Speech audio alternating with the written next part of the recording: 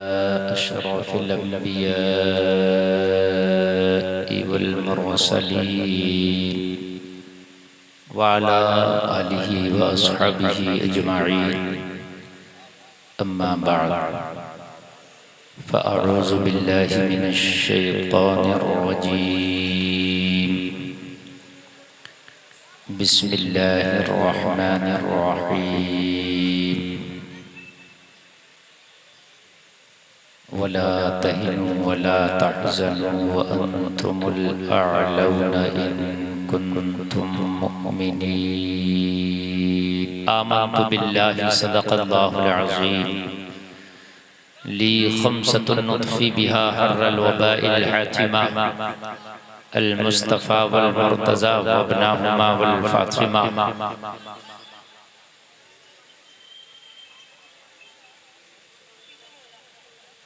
मोहतरम सामीन हज़रात,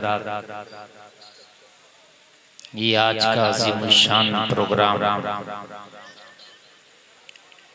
ज़िक्र शहीद आज़म कॉन्फ्रेंस जो सरज़मीने इस्लाम नगर में सजाई गई,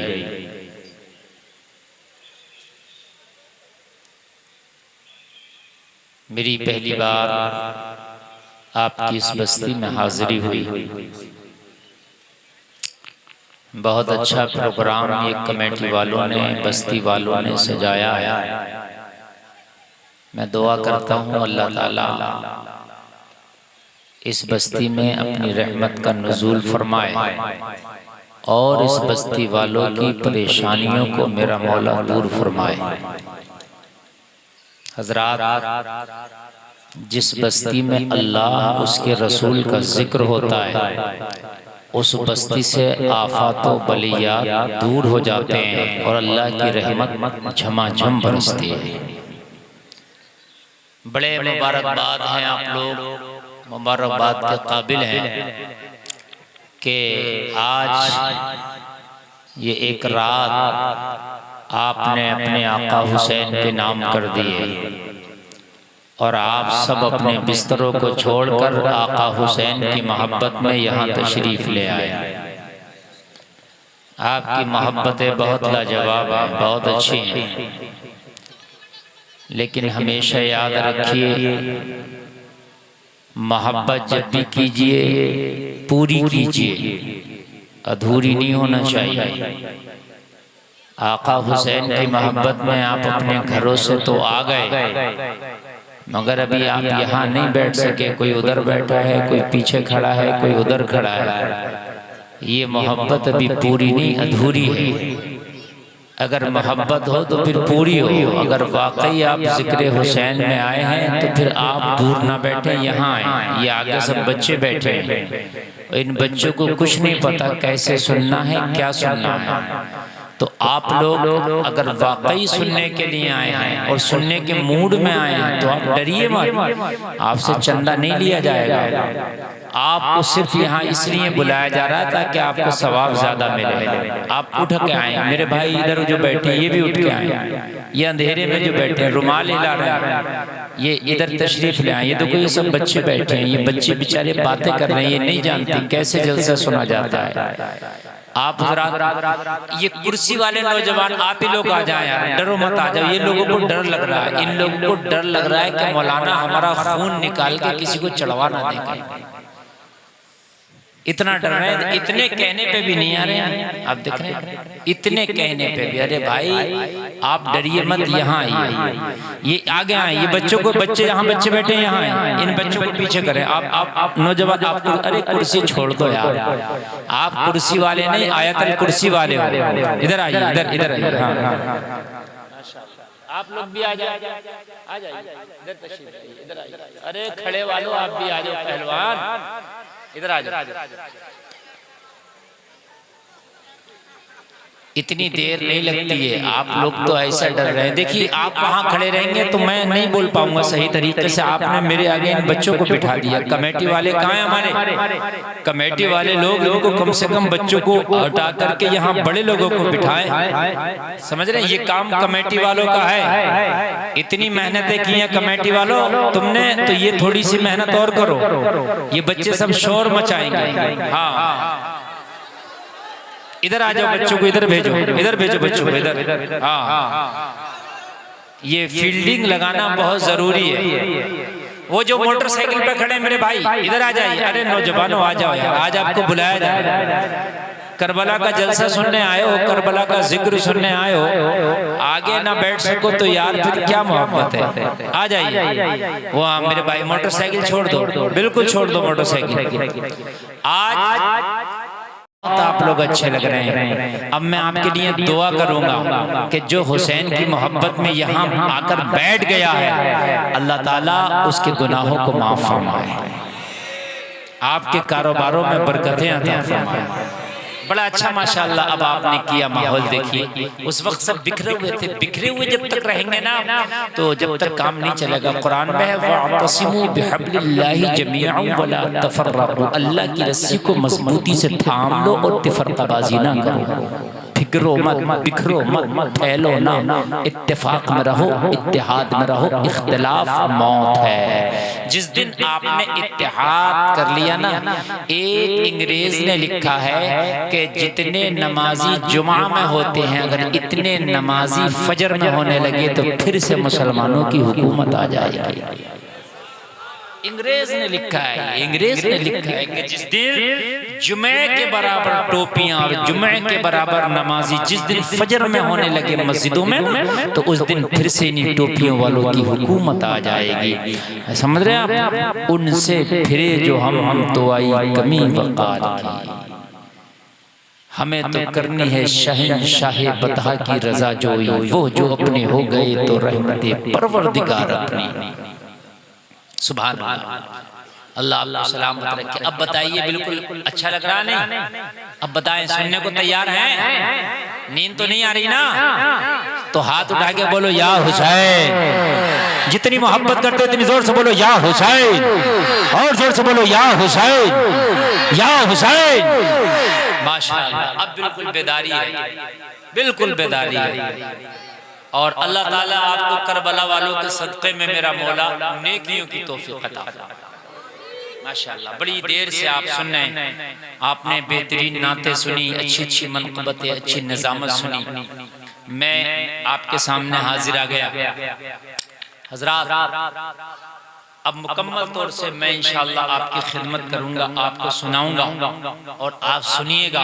और इंशाअल्लाह मैं कोशिश करूंगा कि आपको ऐसा सुनाऊं आप यहाँ भी झूमें, मरने के बाद अपनी अपनी कब्रों में झूमें। सुभान अल्लाह।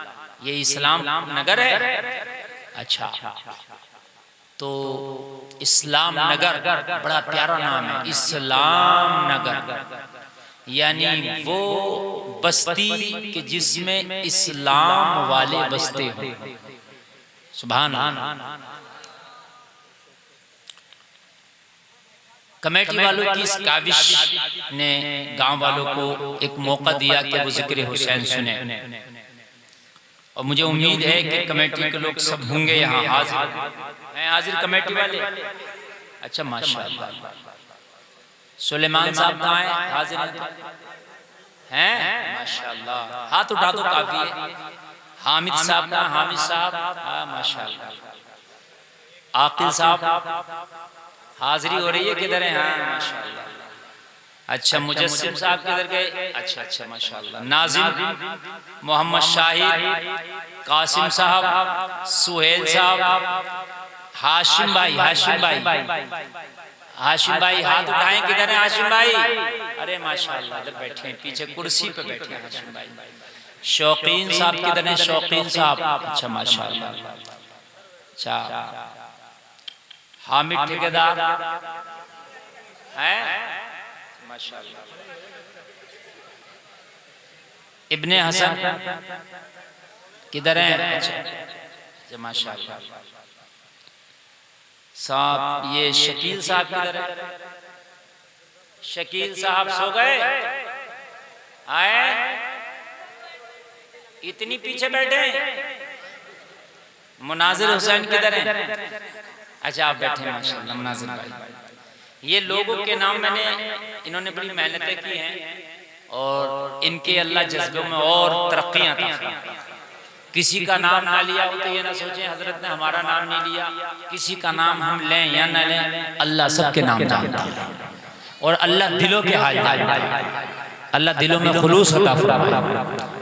थोड़ा सा इसका ई को कम करें ऑपरेटर साहब, आपका मैक अच्छा है, ई को कम कीजिए इसका थोड़ा सा। हाँ, अल्लाह दिलों के हाल जानता है। और सुनिए, इन्नमल अमालु बिन्नियात, अमल का दारोमदार नियत के ऊपर। नियत अगर आपकी सच्ची है, अच्छी है, तो उसका बदला अल्लाह ताला आपको जरूर अता फरमाएगा। अब मैं तकरीर इंशाअल्लाह शुरू कर रहा हूँ और अब आप बिल्कुल अपने आप को बांध लें और सोचें कि अब जो मैं बोलूँगा उसको आप याद भी कर लें। देखिए, करबला का जिक्र बचपन से सुनते आए, आप भी सुनते आए होंगे, हमने पढ़ा भी है, सुना भी है। हजरात सुनते सुनते कितने लोग जवान हो गए, जवान से बूढ़े हो गए करबला का जिक्र सुनते सुनते। लेकिन सिर्फ करबला का जिक्र सुन लेना काफी नहीं है, करबला का जिक्र करा लेना और कर लेना काफी नहीं है। कमाल जब है कि जब करबला वालों की जिंदगी को अपनाया जाए। कमाल ये करबला वालों की जिंदगी को अपनाया जाए, ये कमाल। हजरात पूरी जिंदगी भी अगर आपने करबला वालों का जिक्र सुना और आप करबला वालों के तरीके को ना अपना सके, आपने पूरी जिंदगी करबला वालों का जिक्र किया मगर करबला वालों के आप रास्ते पे ना चल सके, तो खुदा की कसम ये जिक्र करना और सुनना किसी काम का नहीं। मैदान महशर में करबला वाले तुम्हारा दामन पकड़ के पूछेंगे, बता तुझे दुनिया में अल्लाह ने भेजा था, मोहलत दिया था, लेकिन तू जिक्र मेरा करता था, काम यजीद वाले करता था। पूछा जाएगा, जिक्र मेरा करता था और काम यजीद वाले करता था, ये बता कि तुझे अब यहाँ बदला मैं दिलाऊं अपने नाना से तो कैसे दिलाऊं? अगर जिक्र उनका करते हो तो काम भी उन्हीं के किया करो, अगर मोहब्बत उनसे करते हो तो काम भी उन्हीं के किया करो। हजरात ये आज जलसे में जिक्र हुसैन होगा। जितने बैठे हैं सब हुसैन की मोहब्बत में आए हैं, हुसैन की मोहब्बत में आपने अपने बिस्तरों को छोड़ा है, हुसैन की मोहब्बत में ये पिंडाल लगाया, हुसैन की मोहब्बत में मुझे बुलाया, हुसैन की मोहब्बत में इतना सब कुछ किया, ये सब हुसैन की मोहब्बत। लेकिन जब तुम नमाज के वक्त में अपने मोबाइलों में लगे होते हो, चौराहों पर खड़े होते हो, इधर नमाज हो रही होती है, उधर तुम अपने अपने कामों में होते हो, तो मुझे ये बताओ ये काम किसका? ये हुसैन का तो नहीं हो सकता, हुसैनियों का तो नहीं हो सकता। करबला के अंदर तो 22,000 लोगों के हाथों में तलवारें थी, कहा था हुसैन खेमे से नहीं निकलने देंगे, खेमे से निकलने पे पाबंदी। हाथों में कमान लेके उनमें तीर चढ़ा करके खड़े थे हुसैन। बच्चों की भी खैर नहीं है, अगर बच्चा भी बाहर आएगा तो तीर से इस्तकबाल किया जाएगा। हुसैनी बच्चों को भी तीर का निशाना बनना पड़ा। लेकिन खुदा की कसम आपने सुना होगा कि हुसैन खेमे से भी निकले, तीर खाए, तलवारें खाई, मगर करबला के मैदान में हुसैन ने फिर भी सजदा करके दिखाया, ये हुसैन है, ये हुसैन है, ये हुसैन है।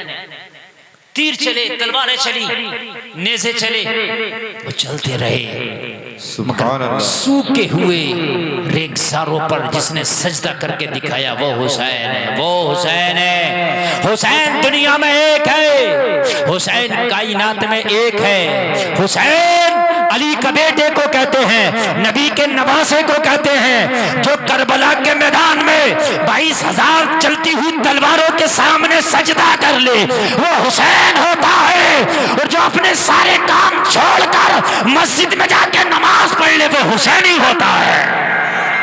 नारे तकबीर, नारे रिसालत, नारे रिसालत, जिक्रे हुसैन, जिक्रे हुसैन, या हुसैन, या हुसैन, नारे तकबीर।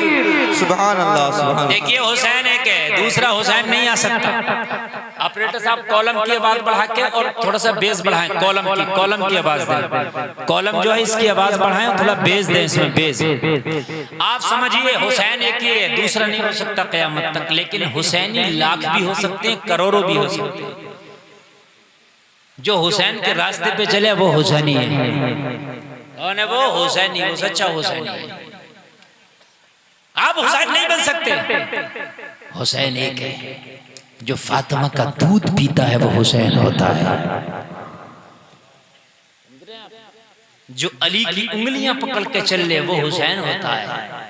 जो नबी के कांधों पे सवारी खाए वो हुसैन होता है।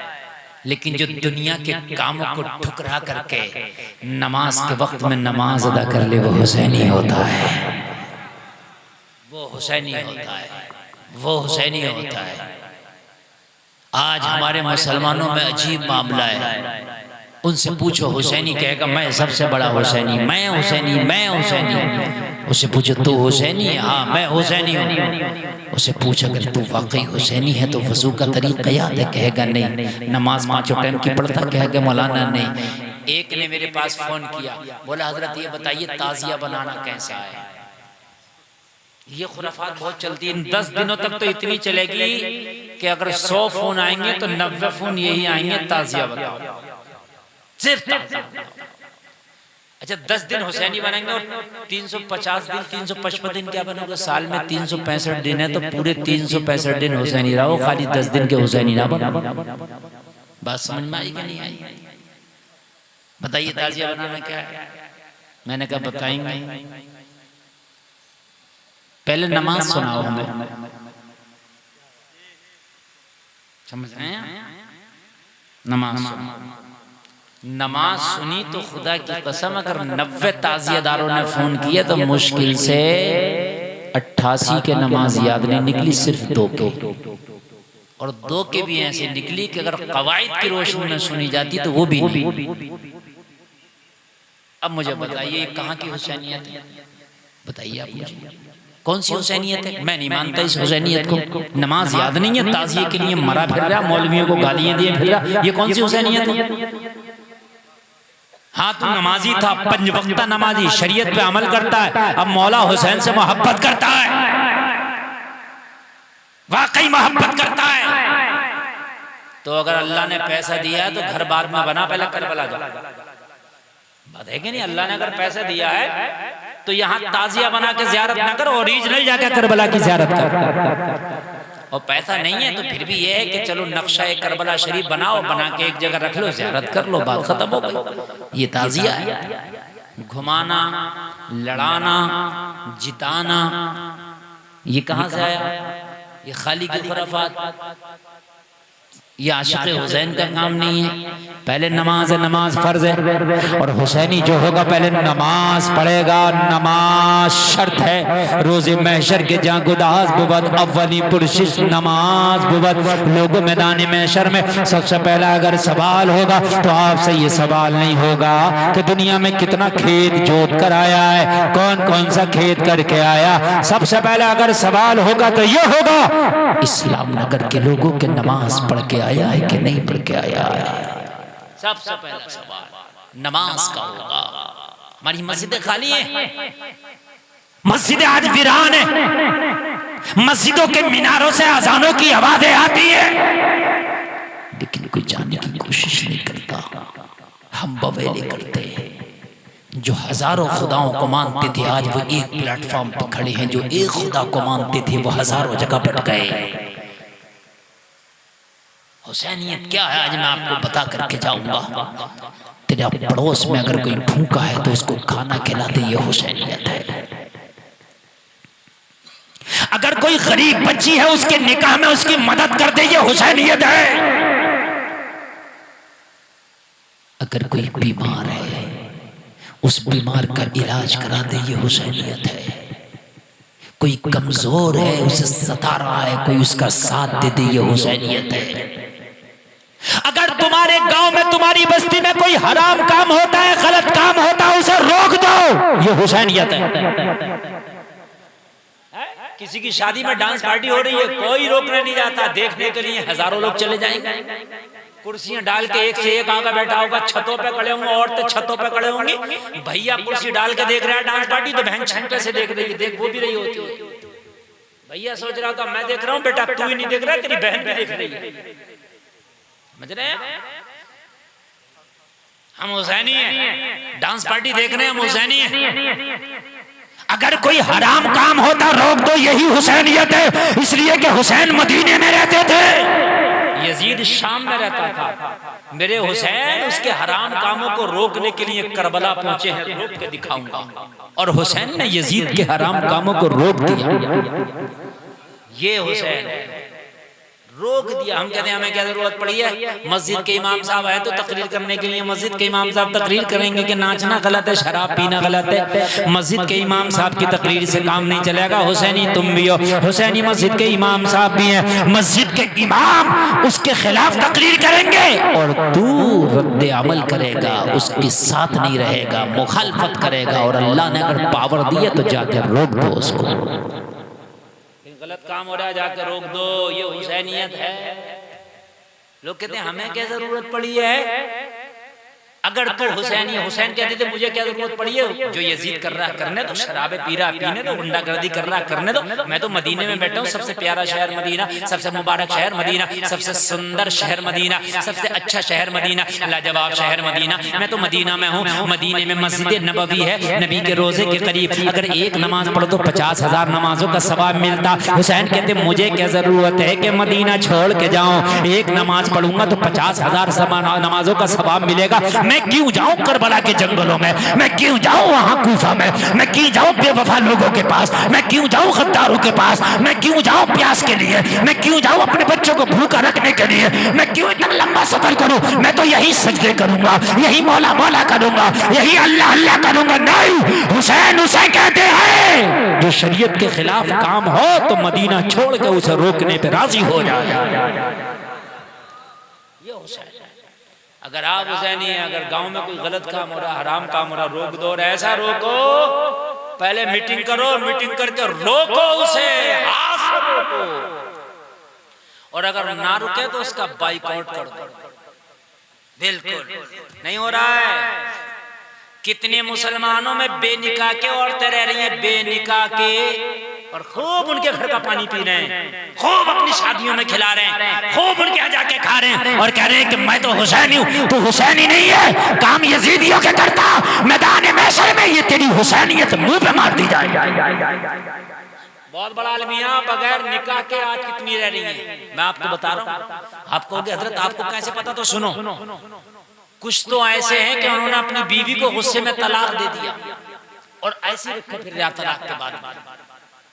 तलाक के बाद भी जब उसे पता चला, मौलवियों से मसला पूछा कि मामला गड़बड़ हो गया, इसने तलाक दे दिया, मामला इससे नहीं सिमटेगा, मामला गलत हो गया, अब इसकी बीवी इसकी नहीं रही, तो उसने वही खामोशी से उस बात को दबा लिया, इसी तरीके से रह रहा। और कहीं कहीं पता चला कि 10 साल के बाद में अब बात उखड़ी है, कहीं 5 साल के बाद बात उखड़ी है। एक तो अपनी सगी साली को अपने घर में रखे हुए बीवी भी रह रही है और उसकी सगी बहन से भी शादी कर। कुरान में वह तजमउ बैनल उख्तैन, दो बहनों को अपने घर में जमा नहीं कर सकता। मसला सुनना, एक का इंतकाल हो जाए एक बहन का तो दूसरी साली से यानी फिर शादी कर सकता है, लेकिन एक वक्त में बीवी भी जिंदा और उसकी बहन भी अपने घर में लाकर रख लिया, हराम। कुरान मना कर रहा है। ऐसे मसले हमारे मुसलमानों में बाइकआउट नहीं करते, हम नहीं करते। बहुत से मामले ऐसे हैं कि निकाह किसी और से कर लिया और अपने शोहर से तलाक भी नहीं ली। मसला सुने, निकाह किसी और से हो गया, शादी किसी और से हो गई, अपने शोहर से तलाक भी नहीं ली, पहले वाले शोहर से जुदा भी नहीं हुई और दूसरे लड़के से, दूसरे आदमी से जाके फिर शादी कर ली। जब तक पहले वाला तलाक ना देगा दूसरे से निकाह नहीं हो सकता।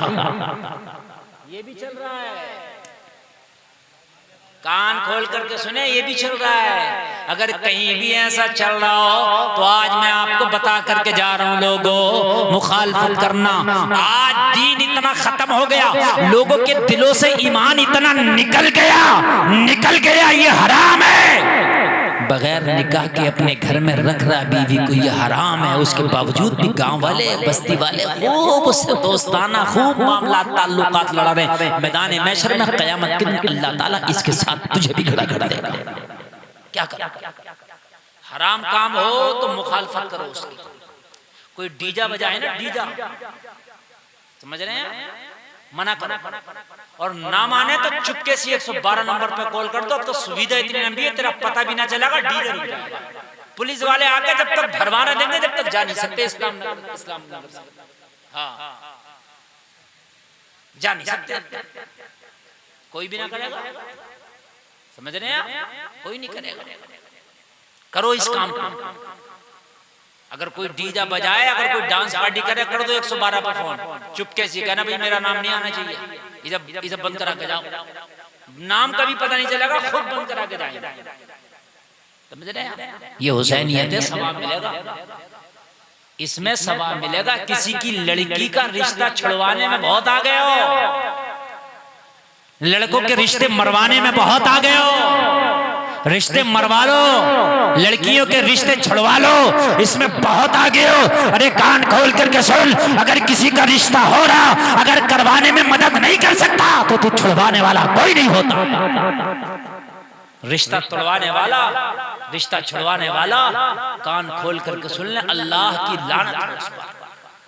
रिश्ते बनवाओ, तोड़वाओ मत, बनवाने की कोशिश करो। अब मेरी तकरीर शुरू है, आप सुने जरा। लोगों, सबसे पहली हुसैनियत मैं आपको बता रहा हूं, अगर कोई शरीयत के खिलाफ काम हो रहा तो उस काम को रोको। ये है हुसैनियत, रोको उसका, ये हुसैनियत। एक अल्लाह वाला, एक हुसैनी, अल्लाह का वली है, नाम है बायजीद बुस्तामी। कह दो सुभान अल्लाह, सुभान अल्लाह। मजा आएगा, जरा सुने, आप मैं बताता हूँ हुसैनियत किसे कहते हैं। बायजीद बुस्तामी बहुत बड़े वली का नाम है, अल्लाह वाले का नाम है। इनकी बारगाह में इनका एक मुरीद आया, आकर अर्ज करने लगा, हुजूर आपकी बस्ती में एक फाहिशा औरत ने डेरा डाल लिया है। हुजूर शाम को उसके जिस्म का बाजार गर्म होता है, नौजवान लड़के उसके घर पे जाते हैं, उसके दर पे जाते हैं, और जाने के बाद में अपना माल खर्च करते हैं, और गुनाहों के दलदल में डूब जाते हैं। वो जिस्म का धंधा करती है, वो जिस्म फरोशी का काम करती है। बायजीद बुस्तामी ने इतना सुना तो चीखे मार मार कर रोने लगे। मुरीद ने इसकी सरकार, इसमें आपकी क्या खता है, क्या आप चीखे मार मार कर रो रहे हैं? बायजीद बुस्तामी ने फरमाया, सुन, मैदान महशर में मेरे रब ने पूछ लिया, तेरी बस्ती में एक औरत नौजवानों के ईमान पर डाका डाल रही थी, और बायजीद बुस्तामी तू क्या कर रहा था? तो मैं क्या जवाब दूंगा? बस्ती तो मेरी है, मेरी भी तो जिम्मेदारी बनती है। मुरीद कहने लगा, हुजूर फिर क्या करेंगे? कहने लगे, कल हम जाएंगे उसके कोठे पर, उसके चौखट पर, उसके घर पर, और जाने के बाद हमने फैसला कर लिया है, इस बस्ती में या तो वही रहेगी या फिर हम ही रहेंगे। एक ही रहेगा, या तो वो रहेगी या हम रहेंगे। वो रहे, वो हराम काम करती रहे, और हम भी इस बस्ती में नहीं रहेंगे। अल्लाह ने फरिश्ते को कहा, फला बस्ती का तख्ता उलट दे। मौला क्या करूं? कहा उस बस्ती का तख्ता उलट दे। और इसकी मौला किस लिए? कहा उसमें बहुत गुनाहगार लोग हैं। फरिश्ते ने इसकी मौला, उसमें तेरा एक बहुत नेक बंदा है, बहुत नेक बंदा जो रातों दिन तुझे को याद करता है। अल्लाह ने फरमाया, सबसे पहले उसका तख्ता उलट। मौला क्यों? वो तो तेरी इबादत करता। फरमाया, फरिश्ते वो मेरी इबादत करता लेकिन लोगों को बुरे कामों से नहीं रोकता। खुद तो करता मगर लोगों को बुरे कामों से नहीं रोकता। लोगों खुद भी अच्छे काम करो और दूसरे लोगों को भी अच्छे कामों का हुक्म दो, बुरे कामों से रोको। ये है हुसैनियत। बायजीद बुस्तामी ने फरमाया वो रहेगी हम रहेंगे। दूसरा दिन आया, बायजीद बुस्तामी ने मुसल्ला उठाया, फाहिशा के दरवाजे पे जाके लगा दिया, बिछा दिया, बैठ गए। उसके दरवाजे पे बैठ के अल्लाह अल्लाह की सदाएं बुलंद करने लगे। सुभान अल्लाह। अब जलसा और तकरीर शुरू हो रही है, बिल्कुल तवज्जो के साथ और सुने। कोई भी उठने की कोशिश नहीं करेगा, इसलिए कि आज जो ये जलसा हो रहा है ये रोज रोज नहीं होगा। ये आज आपकी किस्मत है कि हुसैन ने आपको बुला लिया। सब नहीं आते हैं, उनके जिक्र में वही आते हैं जिसको मौला हुसैन बुलाते हैं। मुसल्ला बिछा दिया, अल्लाह अल्लाह अल्लाह अल्लाह। बायजीद बुस्तामी का मुसल्ला बिछा, अल्लाह अल्लाह अल्लाह अल्लाह। शाम का वक्त आ गया, असर का वक्त हुआ, नमाज असर पड़ी, अल्लाह अल्लाह। मगरिब का वक्त आया और जैसे ही मगरिब का वक्त आया ना तो शराबियों का आना शुरू हुआ, ओबाश का आना शुरू हुआ, लोगों नफ्स परस्तों का आना शुरू हुआ, जो रोजाना आते थे उस फाहिशा के दरवाजे पर, उस फाहिशा के कोटे पर आना शुरू किया। जैसे ही आना शुरू किया, बायजीद बुस्तामी को जब बैठा पाया तो किसी की इतनी हिम्मत नहीं थी कि बायजीद बुस्तामी के सामने भी उसकी चौखट पर खड़ा रहे। हजरत को बैठा देखता, मुंह छिपाता चला जाता। हजरत बैठे हैं, आज नहीं आऊंगा यहाँ, मैं तो कल भी आ जाऊंगा, पता नहीं आज हजरत आके बैठ गए। हजरत की वजह से रुकता ही नहीं। शाम हो गई, कोई नहीं रुका, इसलिए कि पहले लोग गुनाह करते थे, बुरा काम करते थे, लेकिन इतना ख्याल जरूर रखते थे, शर्म थी उन्हें, हया थी। पहले अगर बुरा काम भी करते थे तो डरते थे, हया थी। पहले अगर रोजा नहीं रखते थे तो छिपा छिपा के खाया करते थे। आज रोजा भी नहीं रखता और दिखा दिखा के खाता। ये बात सही बता रहा हूँ। पहले हया थी लोगों में, शर्म थी। एक बात बताऊं लोगों, सुनो, पहले की बात सुने आप। पहले अगर शादी के बाद अपनी बीवी को अपने उसके मायके से अपने घर बुला के लेके जाता था दूल्हा, जब अपनी दुल्हन को लेके जाता था ना तो इतनी शर्म थी कि पहले गाड़ी में, बैलगाड़ी में वो मालूम है क्या करता था, डंडियां बांध के उसके ऊपर तिरपाल डालता था। तिरपाल डालने के बाद में दुल्हन को उस तिरपाल के अंदर बिठाता था, खुद तिरपाल के बाहर बैठ के अपनी बीवी को बुला के लाता था। आपको यकीन ना आए तो जो 50 साल और 60 साल के लोग हैं उनसे पूछो कि आज से 30-40 साल पहले ऐसा होता था कि नहीं। ये थी शर्म। और ऐसे नहीं कि पहली बार में ऐसा करता था, अगर 20 बार भी बच्चे उसके हो गए उसके बावजूद भी इतने पर्दे में लेके आता था। आज तो इधर शादी हुई है, अजी मियाँ शादी तो होना दूर की बात है, खाली मंगनी अगर हो गई तो इतना लंबा मोबाइल लड़के वालों की तरफ से लड़की पे चला जाता। रातों दिन बातें चल रही हैं, रातों दिन। अभी तो निकाह भी नहीं हुआ है, अभी से तेरी बात चल रही है। मुझे बता ये जायज कहाँ से है?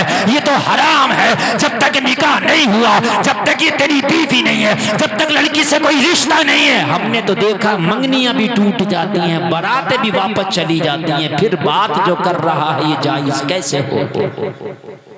बात है कि नहीं? कैसे जायज? बात चल रही है, मंगनी हो गई, बात चल रही है। भाई कमेटी वालों चाय के ज्यादा चक्कर ना पिलाओ, बिल्कुल डिस्टर्ब ना करो। अब मेरी तकरीर शुरू हो गई है ना, आप लोग बहुत मोहब्बत से सुनते रहे। मंगनी हो, जब तक निकाह ना हो जाए, जब तक कह देना लड़के वालों से हमारी बच्ची बात नहीं करेगी, इसलिए कि दुआ खैरियत की बात है ना, तो आप मेरे पास करो। लड़की का बाप हूँ मैं लड़की का भाई हूँ, मेरे पास करो, 100 बार करो, खैर खैरियत होगी, सब कुछ होगी। लेकिन हमारे घर की बच्चियां जब तक निकाह नहीं हो जाता, जब तक बातें नहीं करती हैं, इसलिए कि जब तक निकाह नहीं होता इन बच्चियों की जिम्मेदारी हमारी है, इनके पर्दे का ख्याल रखना ये मेरी जिम्मेदारी है। लेकिन जब निकाह हो जाए तो वो तेरी बीवी हो जाएगी, अब जिम्मेदारी तेरी है। अब तू जिस तरह से चाहे इसे रख, इसलिए कि अब सवाल तुझसे होगा। निकाह से पहले जिम्मेदारी उसके बाप भाई की है, निकाह के बाद जिम्मेदारी उसके शौहर। समझ रहे मेरे भाई के लिए? समझ रहे? अब तो निकाह के बाद में भी जब बुला के लाता तो अपाचे मोटरसाइकिल पर बिठाल के ला रहा होता है, छिपकिया बना के, बिल्कुल जैसे छिपकली को चिपका के ला रहा होता है। बिल्कुल शर्म नहीं है, बिल्कुल हया नहीं। अच्छा, बिल्कुल हया नहीं है, हया का पास नहीं है, लिहाज नहीं है। पहले लोगों का हाल ये था, लोगों ये हाल था पहले लोगों का कि अगर कोई अपनी छत पे चढ़ता था ना, बस्ती में कोई पेड़ पे चढ़ता था ना, तो ऐलान करता था हम अपनी छत पे चढ़ रहे हैं, पर्दे हो जाओ। ये ऐलान करता था। आज होता, आज 5 मंजिल पे भी चढ़ता तो कोई ऐलान नहीं करता। क्यों नहीं करता? इसलिए कि पहला पर्दा करती थी, इसलिए पर्दे का ऐलान होता था। अब जब पर्दा ही नहीं हो रहा तो कोई ऐलान क्यों करता? पहले कोई नहीं चढ़ता था छत पे, क्यों चाचा? ऐलान होता था पर्दे हो जाओ, हम छत पे चढ़ रहे हैं। अब नहीं, अब नहीं है। अब किसको कहें पर्दे हो जाओ? तो मर्द को खुद पर्दे होना पड़ रहा है। समझ रहे हैं आप? अब तो मर्द को खुद पर्दे होना पड़ रहा है। हाल ये है, निजामे में कदा को जिस तरह बिगड़ा है साकी, उन्हीं को जाम मिलता है जिन्हें पीना नहीं आता। हालात बहुत खराब है मेरे भाई, कयामत करीब है। हालात अपने सुधार लो, इसलिए कि अब क़यामत ज़्यादा वक्त नहीं है, बहुत करीब है। क़यामत की निशानियां जो बताई थी अल्लाह के रसूल ने, तकरीबन कुछ अगर छोड़ दें तो सारी निशानियां पूरी होती नज़र आ रही हैं। लोगों, क़यामत की एक निशानी ये थी कि लोगों के दरमियान से हया निकल जाएगी, निकल गई। लोगों, क़यामत की निशानी एक ये थी कि नाचने गाने वालों की इज्जतें होने लगेंगी। ये बात आज है, जो नाचने वाले गाने वाले आज उनको बड़ी इज्जत की नज़रों से देखा जा रहा। आज वो सेलिब्रिटी हो गए जो नाचने गाने वाले हैं। आज हमारे नौजवान उनके कल्चर को अपना रहे हैं, आज हमारे नौजवान उनके तरीके को अपना रहे हैं, आज हमारे नौजवान उनकी जिंदगी को, तर्ज अमल को अपना रहे हैं। आज नाचने गाने वाले सेलिब्रिटी बन के घूम रहे। और लोगों, कान खोल कर सुनो, क़यामत की निशानी है। और लोगों, अगर चाहते हो कि मरने के बाद में अच्छे बदले मिले तो तुम्हारा आइडियल मुंबई का नाचने वाला नहीं होना चाहिए, तुम्हारा आइडियल करबला का हुसैन होना चाहिए। बेशक, सुभान अल्लाह, सुभान अली का बेटा होना चाहिए, फातिमा का लाल होना चाहिए। बेशक, सुभान अल्लाह। तुम्हारा बायजीद बुस्तामी फाहिशा के दरवाजे पर बैठे हैं, फाहिशा की चौखट पर बैठे हैं। जितने भी आते हैं शर्म है, शराब जरूर पीते हैं, मगर इतना पता ये अल्लाह वाला बैठा। लोगों जरा गौर करो, गौर करो, फाहिशा के कोटे पर आए, मगर इतना पता कि अल्लाह वाला बैठा है। ओ बाश है, मगर इतना पता है कि अल्लाह वाला बैठा। वो लोगों जरा गौर करो, पहले हाल ये था शर्म का कि बेटा अगर बीड़ी पी रहा, हुक्का पी रहा, 10 साल हो गए हुक्का बीड़ी पीते, वो अब्बा के सामने नहीं पी कभी भी, हया करते थे। इमाम साहब आ गए, हुक्का पी रहा तो हटा दिया, इमाम साहब आ गए। अगर बीड़ी पी रहा, ताऊ आ गए, चचा आ गए, अब्बा आ गए, फेंक दिया करता था, अब्बा आ गए, चचा आ गए। अब तो सुरती मसलता है, खंकर खुद ही कहता खाओगे हजरत,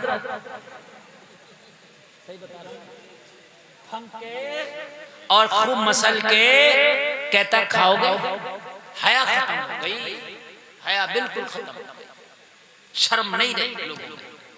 ये क़यामत की निशानी है। बायजीद बुस्तामी बैठे हैं अल्लाह वाले, और उनकी वजह से कोई रुक ही नहीं। मगरिब का वक्त हो गया, मस्जिद में अजान होने लगी, मस्जिद में पुकारने वाला पुकारने लगा, अल्लाहु अकबर,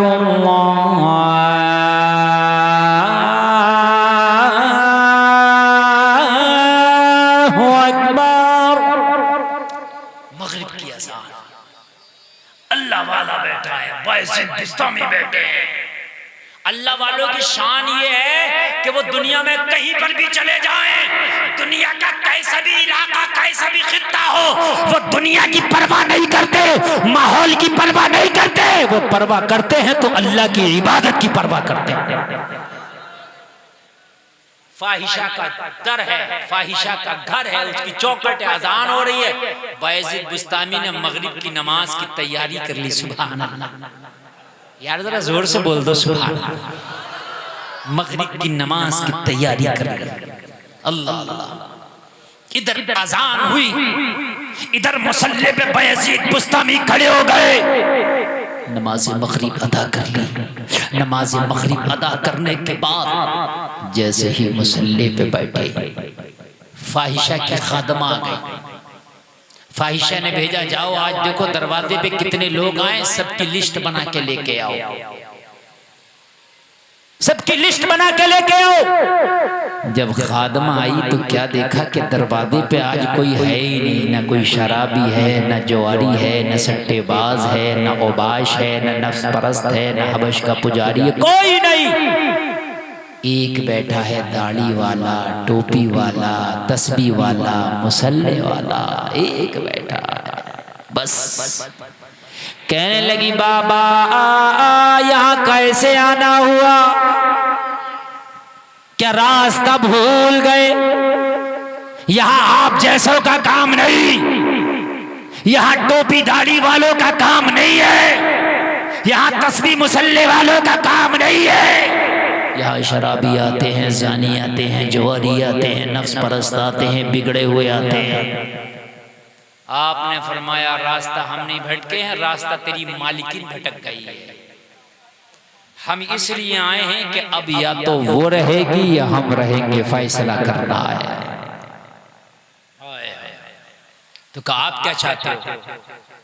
आप क्या चाहते हो? कहा इस वक्त हम उससे मुलाकात करना चाहते हैं।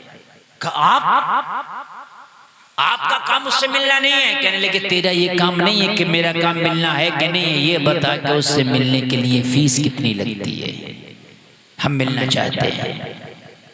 गई भागी भागी, दौड़ी दौड़ी गई और जाने के बाद उस फाहिशा से बोली, आज तेरी चौखट पर कोई नहीं है, जो रोजाना आते थे वो नहीं है, शराबी नहीं है, उबाश नहीं है, नफ्स परस्त नहीं है, हबश का पुजारी नहीं है। कहने लगी फिर कौन है? कहने लगी बस एक बैठा है, टोपी वाला, दाढ़ी वाला, तस्बीह वाला, मुसल्ले वाला, अल्लाह अल्लाह वाला। हाँ एक। कहने लगी उसका दिमाग खराब हुआ है। नमाजी लोग कब से आने लगे यहाँ? अल्लाह अल्लाह वाले कब से आने लगे? उसका दिमाग खराब हुआ है। उससे जाके कहो बाबा हम नहीं मिलते, हमारे मिलने वाले लोग और हैं, हम उनसे मिलते हैं जो नफ्स के गुलाम होते हैं, हम उनसे मिलते हैं जो गुनाहों के दलदल में गोता लगाते हैं, हम उनसे मिलते हैं जो हमारे इनकम कराते हैं, हम उनसे मिलते हैं जो पैसा दे करके हमारा जिस्म खरीदते हैं। अरे हम जिस्म के सौदागर हैं, हमारा तुमसे बिजनेस नहीं चलेगा। आई कहने लगी बाबा वो तुमसे मिलना नहीं चाहता,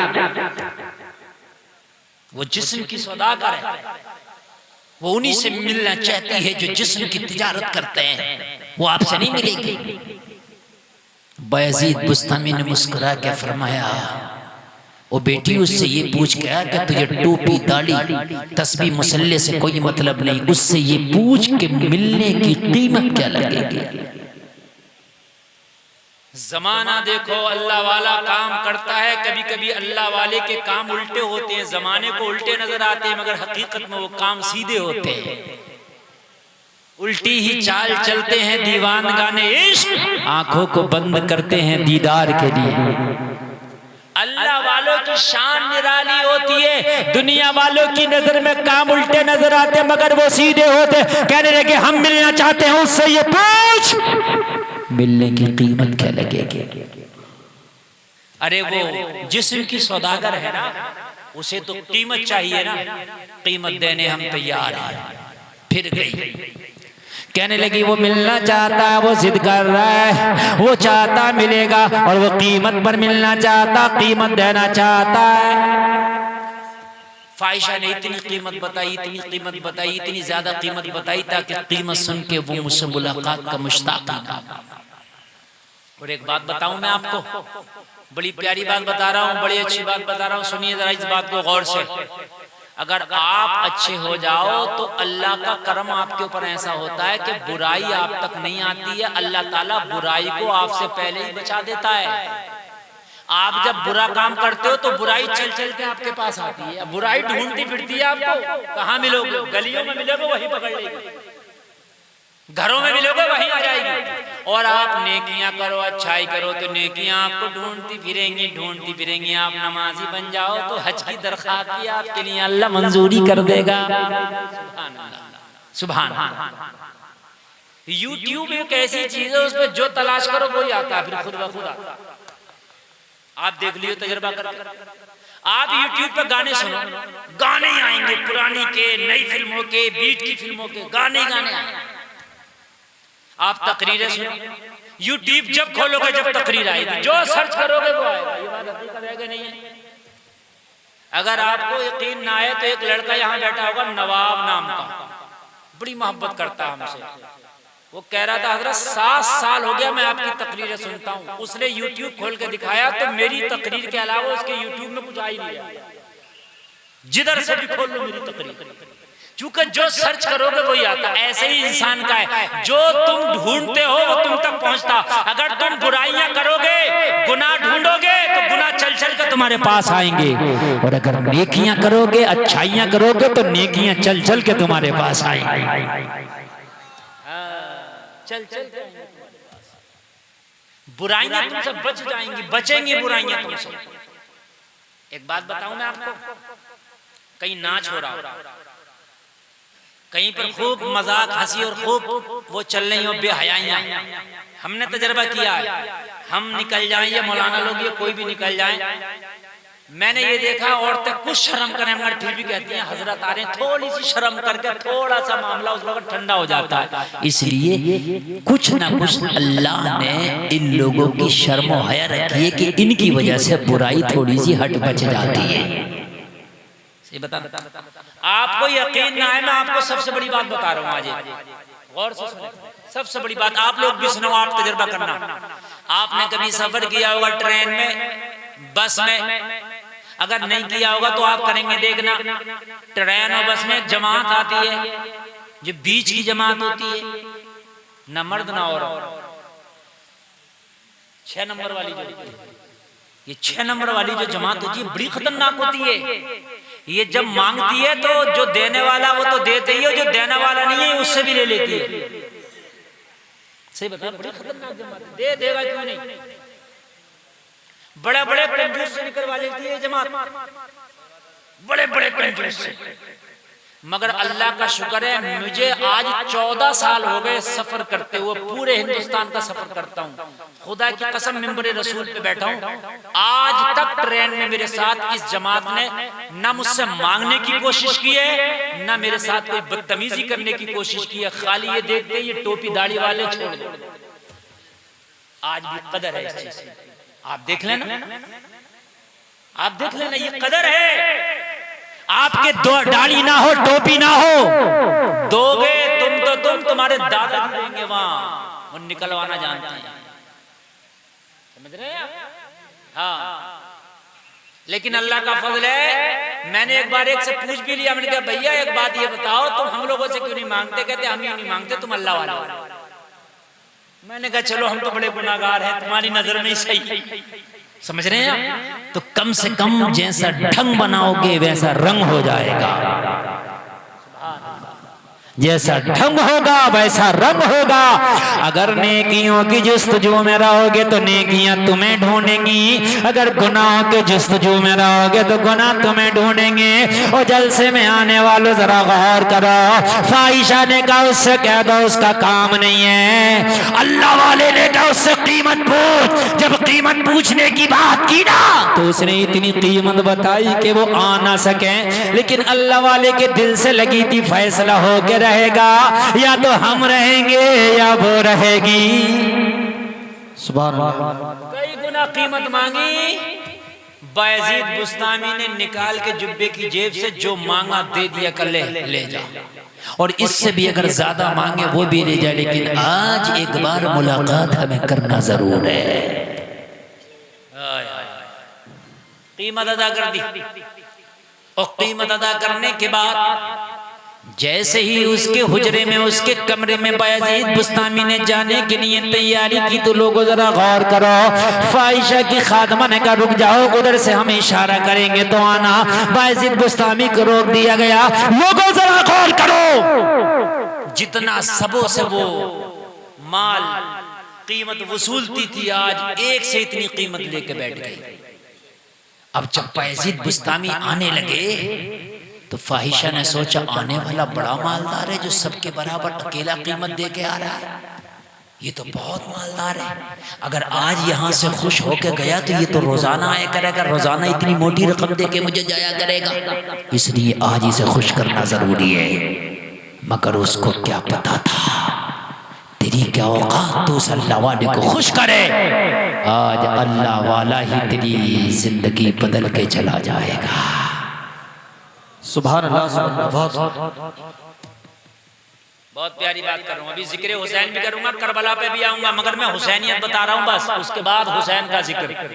और उठ कर ना जाए, मैं देख रहा हूँ कि कुछ लोग उठ के एक आध आदमी जा रहा है। नौजवानों, तुम्हारी जिंदगी का ये बहुत हसीन लम्हा है, आप उठ के भी जाओगे तो घर जाके कुछ नहीं कर लोगे, लेकिन यहाँ बैठे रहोगे तो रब की रहमत में बैठे, रब की रहमत में बैठे। आप जरा गौर करें, जरा गौर करें। मेरे भाई जैसे ये पहुंचे,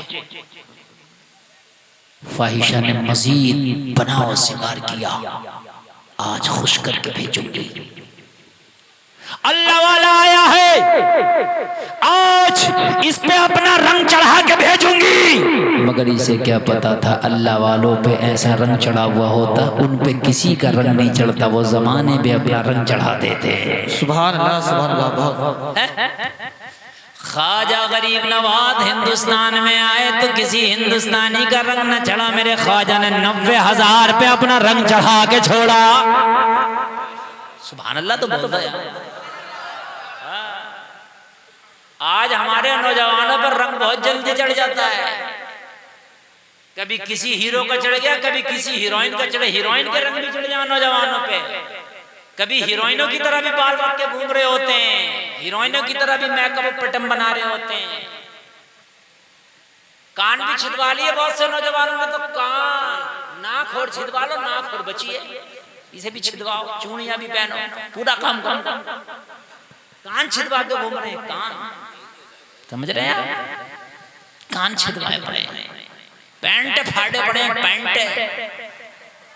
जरा गौर करें आप मेरे भाइयों, रंग चढ़ गया तुम्हारे ऊपर जमाने का। जिसके ऊपर मोहम्मद रसूलुल्लाह का रंग चढ़ जाता है, उस पर किसी का रंग नहीं चढ़ता है। हाँ भाई, नारे तकबीर, नारे रिसालत, मसलके आला हजरत फैज़ाने सरकारे मदीना, जिक्र शहीद आजम कॉन्फ्रेंस हजरत अल्लामा मुफ्ती गुलफाम साहिब किबला, नारे तकबीर, सुभान अल्लाह। नबी की मोहब्बत का ऐसा रंग चढ़ा लो, कुरान का ऐसा रंग चढ़ा लो अपने ऊपर, इश्क़ रसूल का ऐसा रंग चढ़ा लो, जहां जाओ तेरे ऊपर किसी का रंग ना चढ़ सके। जिधर से गुजरता चला जाए अपने रंग में रंगता चला जाए। सुभान अल्लाह। ये रंग है। आज अगर पूछो बीड़ी वाले से कहाँ से पी रहा, कह रहा दोस्तों ने सिखा दिया। शराबी से पूछो, कहता दोस्तों ने सिखा दिया शराब पीना। जुआरी से पूछो, जुआ कहाँ से कहता, दोस्तों ने सिखा दिया। दोस्तों का रंग तेरे ऊपर चढ़ गया, तेरा रंग दोस्तों पे क्यों ना चढ़ सका? होना तो ये चाहिए था, शराबियों में जाता, उनकी शराब छुड़ा देता, बेनमाजियों में जाता। मैंने देखा कि अच्छा खासा नमाज पढ़ ला, बेनमाजियों में बैठने लगा, अपनी भी जमात छोड़ दी। क्यों छूट गई जमात? कहने लगा मौलाना जरा बैठ गया था। बेवकूफ, तेरी उन्होंने छुड़वा दी तो तूने उन्हें पढ़वा क्यों नहीं दी?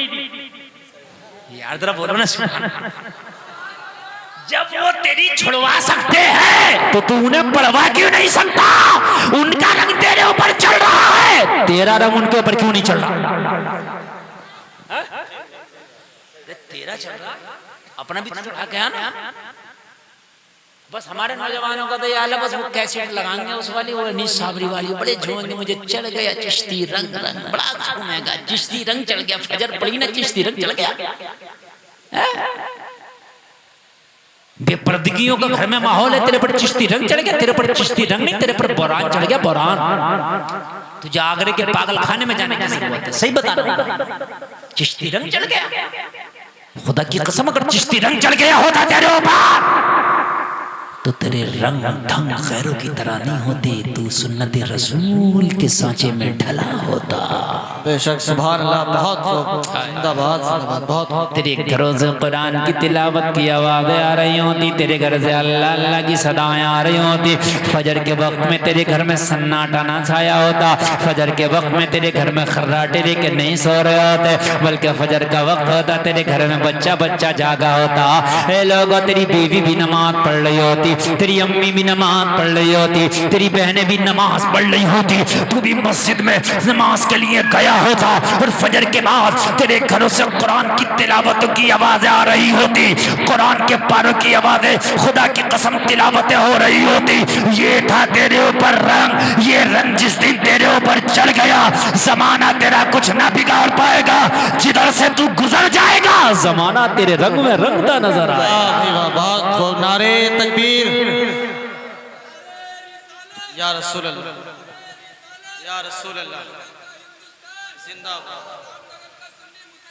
जिंदाबाद, अल्लाह, या रसूल अल्लाह, बहुत जिंदाबाद। माहौल बड़े खराब है, रंग इस्लाम का इतना चढ़ा लो, इतना चढ़ा लो कि तुम्हारे ऊपर से कोई रंग ना उतार सके, जहां जाओ तेरे रंग में रंग जाए। बड़ा मुश्किल है इस वक्त इस्लाम पर अमल करना, समझ रहे हैं आप? ए मोबाइल वालों, ए कंगन वालों, बात सुनो, बात सुनो, बात सुनो, अपनी बात बात करो, आज मेरी सुनो। अच्छी नहीं लग रही क्या मेरी बात आपको? समझ में नहीं आ रही? समझ में आ रही है ना? समझ में आ रही है तो सुन लें आप। इतना बुरा माहौल हो गया, इतना बुरा माहौल हो गया, इतना बुरा माहौल का, बेपर्दगी इतनी आम हो गई, इतनी आम हो गई, इतनी आम हो गई मेरे भाइयों। बेपर्दगी को इतना अच्छा समझा ना लगा कि बेपर्दगी को बुरा ही नहीं समझा जा रहा। अगर कोई बच्ची पर्दा करने लगे, कोई बच्ची अगर हया का जेवर पहन ले, कोई बच्ची पर्दे में रहने लगे, मजाक बनाती है उसकी सहेलियां महल्ले की औरतें, कहती है बहुत बड़ी मुल्लानी बन के दिखा रही हो, पर्दे में से नहीं निकल रही हो, बड़ी भारी मुल्लानी बन रही हो।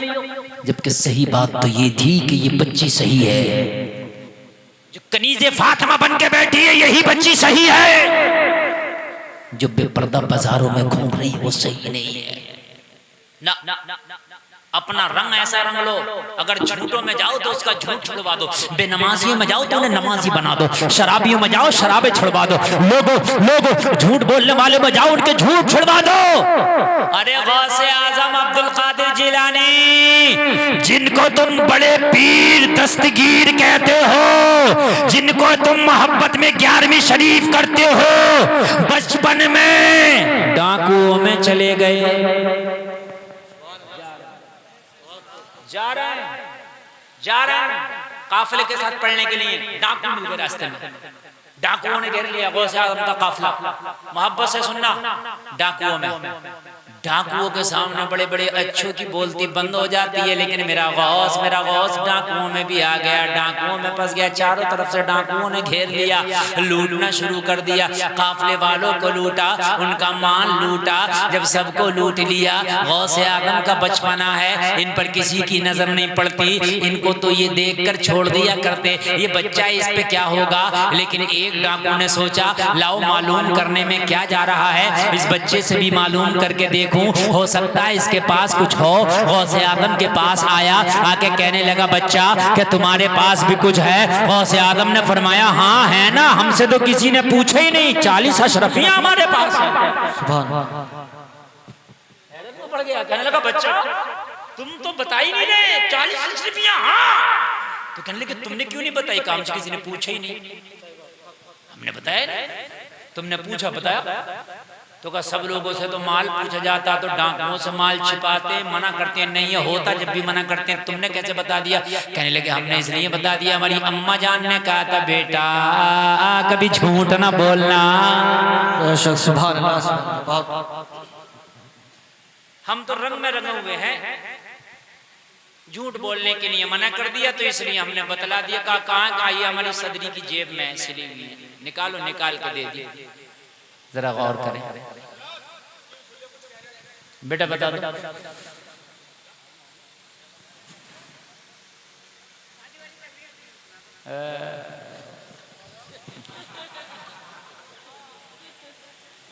अपनी अपनी ख्वाहिश। मैं जो तकरीर कर रहा हूँ ना बेटा, ये शादी की तकरीरें हो रही हैं, बेपर्दगियां शादियों में ही होती हैं, समझ रहे? और दूसरी एक बात यह है, हकीम वो है जो नब्ज पकड़ के दवा दे, हकीम वो नहीं है जो मरीज से पूछ के दवा दे। अब कोई बैठा है, कोई कह रहा है ये तकरीर कर दो, कोई दिल में लेके बैठा वो तकरीर कर दो, कोई कह रहा है ये तकरीर कर दो। तो मैं मौलवी हूँ, चैनल वाली टीवी नहीं हूँ कि बदलते रहो। समझ रहे हैं आप? मैं मौलवी हूँ, एक तरफ से चलूंगा ना बात लेके।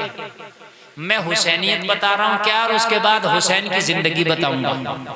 समझ रहे हैं? आपको मैं इसलिए नहीं आया कि आपको हंसा के मजे दिला के चले जाऊं। मेरा आने का मकसद है मैं इस्लाह करा के जाऊं।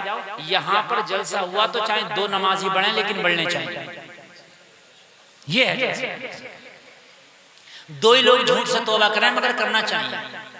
2 ही बच्चियां कनीज़े फातिमा बने, पर्दा अपनाएं मगर अपनाना चाहिए। 2 ही नौजवान तौबा करें कि अब हमें फिल्मी स्टारों को अपना आइडियल नहीं बनाना है, मदीने वाले मोहम्मद रसूलुल्लाह को अपना आइडियल बनाना। सुभान अल्लाह। वो तो कोई बात कहीं आ गई, हमने कह दी, और ये चैनल वाले कट करके उसी बात को डाल देते हैं। एक बात को 10-20 सेकंड की होती है, आप सुनते हो यार, वो बस वही देखेंगे। ऐसा नहीं है मेरे भाई, तकरीर जो होती है वो इस्लाह के लिए होती है। उस तकरीर को आप सुने और अपने जहन पर नक्श करें। और मैंने तो जिंदगी का ये मकसद बना लिया कि अल्लाह ने मुझे जिंदगी में मौका दिया है कि मुसलमानों की इस्लाह करने का, तो मैं इस्लाह करूंगा जहां तक हो सकेगा इस्लाह। और खुदा की कसम में इतनी मेहनत से तकरीर करना हो, अगर आपको अब भी अच्छी नहीं लगेगी तो मैं समझता हूँ ये ईमान की कमजोरी है। इससे अच्छी तकरीर और क्या करूंगा मैं, बताइए। ठीक। और सबसे बड़ी बात तो ये, मैं ओरिजिनल गुलफाम बैठा हूँ। अगर खाली मैं स्टेज पे आकर बैठ जाऊं और बैठ के कुछ भी ना बोलूं ना, तो जलसे वाले जब भी खुश हो जाते हैं, बस हजरत आ गए, बात खत्म हो गई। अब तो मैं मेहनत से तकरीर कर रहा हूं, टेंशन आप क्यों ले रहे हैं? अब सुनिए, आप अपने ऊपर ऐसा रंग चढ़ा लो, ऐसी मस्ती चढ़ा लो इश्क़ मुस्तफा की कि जमाने का रंग तेरे ऊपर चढ़ी ना पाए, ना चल पाए। बात आ गई, मैं बता रहा हूं। फिरौन का नाम सुना होगा आपने? फिरौन, कुरान में भी उसका जिक्र है। फिरौन हजरत मूसा के जमाने में हुआ करता था। अपने आप को खुदाई का दावा कर बैठा, मैं खुदा हूं, माज़अल्लाह, खुदा मान। फिरौन की एक खादमा थी,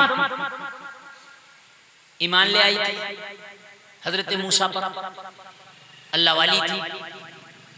फिरौन की बच्चियों के सर में वो कंघी कर रही थी। फिरौन वो था जो कह रहा था मैं खुदा हूँ, जो उसे नहीं मानता था उसको वो मार दिया करता था। ये इसके घर में कनीज थी, इसकी खादमा थी, इसके बच्चों के कंघी कर रही है। कंघी हाथ से छूट के गिर गई। जब फिरौन की खादमा ने कंघी उठाई ना, तो बिस्मिल्लाह पढ़ के उठाई, बिस्मिल्लाहिर्रहमानिर्रहीम। जैसे कंघी पे बिस्मिल्लाह पढ़ा, फिरौन की जो बच्चियां थी, फिरौन के जो बच्चे थे, एकदम हैरत में पड़ गए। किस अल्लाह की बात कर रही है? तुझे पता नहीं कि इस वक्त खुदा फिरौन है? खादमा ने कही, तेरा बाबा खुदा नहीं हो सकता, खुदा वो है जिसने तेरे बाप को भी पैदा किया है। अच्छा, अभी अपने बाप से शिकायत करते हैं, मगर अल्लाह वालों पे जो रंग चढ़ जाता है वो कहाँ उतरता? अभी शिकायत करते हैं अपने बाप से। जाकर फिरौन से कहा, तुझे पता है वो जो हमारी खादमा, हमारी कनीज है, वो तुझे खुदा नहीं मानती? कहा किसे मानती है? कहा वो किसी अल्लाह को खुदा मानती है। अभी कंघी गिर गई तो अल्लाह का नाम लेकर उठा रही थी। फिरौन ने कहा बुलाओ। बुलाया गया, कहा तू हमें खुदा नहीं मानती? उसने कहा नहीं, मैं तुझे खुदा नहीं मानती। कहा फिर किसा खुदा मानती है? उसने कहा मैं उसे खुदा मानती हूँ जिसने तुझे पैदा किया। देखिए रंग, देखिए इसको कहते हैं रंग। कहा मैं उसे खुदा मानती हूँ जिसने तुझे पैदा किया है। कहा वो कौन है? कहा वो मेरा अल्लाह है। कहा तेरा अल्लाह? हाँ मेरा अल्लाह है वो। कहा तेरा अल्लाह अगर वो है तो तू मुझे खुदा